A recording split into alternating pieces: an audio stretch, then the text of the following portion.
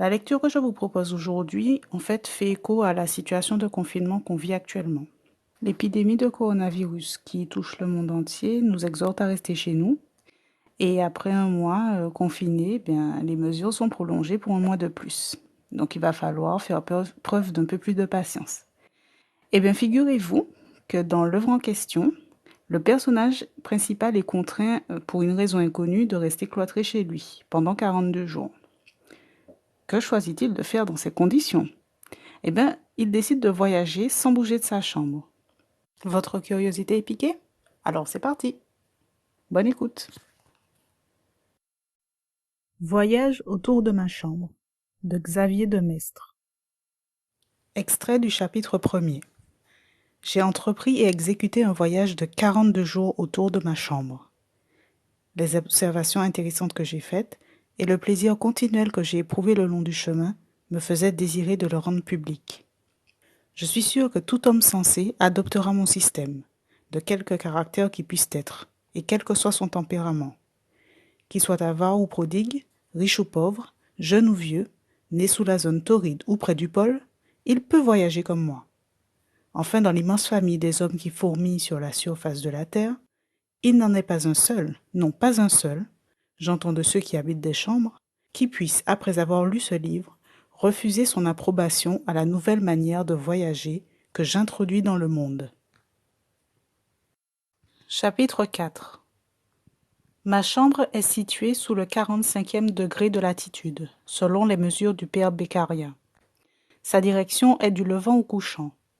Elle forme un carré long qui a 36 pas de tour en rasant la muraille de bien près. Mon voyage en contiendra cependant davantage, car je traverserai souvent en long et en large, ou bien diagonalement, sans suivre de règles ni de méthode. Je ferai même des zigzags, et je parcourrai toutes les lignes possibles en géométrie, si le besoin l'exige. Je n'aime pas les gens qui sont si forts les maîtres de leurs pas et de leurs idées qui disent « Aujourd'hui, je ferai 3 visites, j'écrirai 4 lettres, je finirai cet ouvrage que j'ai commencé. » Mon âme est tellement ouverte à toutes sortes d'idées, de goûts et de sentiments.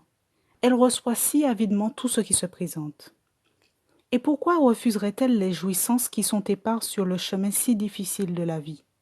Elles sont si rares, si clairsemées, qu'il faudrait être fou pour ne pas s'arrêter, se détourner même de son chemin pour cueillir toutes celles qui sont à notre portée. Il n'en est pas de plus attrayante, selon moi, que de suivre ses idées à la piste, comme le chasseur poursuit le gibier, sans affecter de tenir aucune route. Aussi, lorsque je voyage dans ma chambre, je parcours rarement une ligne droite. Je vais de ma table vers un tableau qui est placé dans un coin. De là, je pars obliquement pour aller à la porte.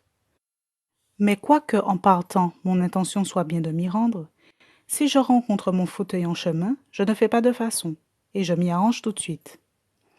C'est un excellent meuble qu'un fauteuil. Il est surtout de la dernière utilité pour tout homme méditatif. Dans les longues soirées d'hiver, il est quelquefois doux et toujours prudent de s'y étendre mollement, loin du fracas des assemblées nombreuses. Un bon feu, des livres, des plumes, que de ressources contre l'ennui. Et quel plaisir encore d'oublier ses livres et ses plumes pour tisonner son feu, en se livrant à quelques douces méditations, ou en arrangeant quelques rimes pour égayer ses amis. Les heures glissent alors sur vous, et tombent en silence dans l'éternité, sans vous faire sentir leur triste passage. Chapitre 5. Après mon fauteuil, alors 1000 idées riantes occupent mon esprit, et, dans l'univers entier, personne n'a un réveil aussi agréable, aussi paisible que le mien. J'avoue que j'aime à jouir de ces doux instants, et que je prolonge toujours, autant qu'il est possible, le plaisir que je trouve à méditer dans la douce chaleur de mon lit. Est-il un théâtre qui prête plus à l'imagination, qui réveille de plus tendres idées que le meuble où je m'oublie quelquefois? Lecteur modeste, ne vous effrayez point.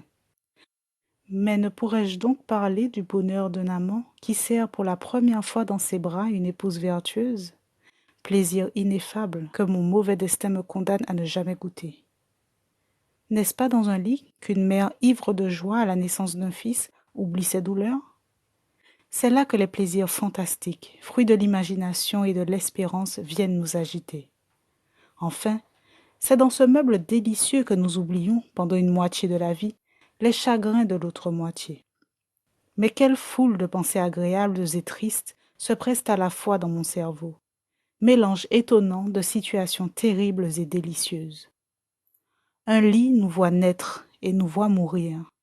C'est le théâtre variable où le genre humain joue tour à tour des drames intéressants, des farces risibles et des tragédies épouvantables. C'est un berceau garni de fleurs. C'est le trône de l'amour.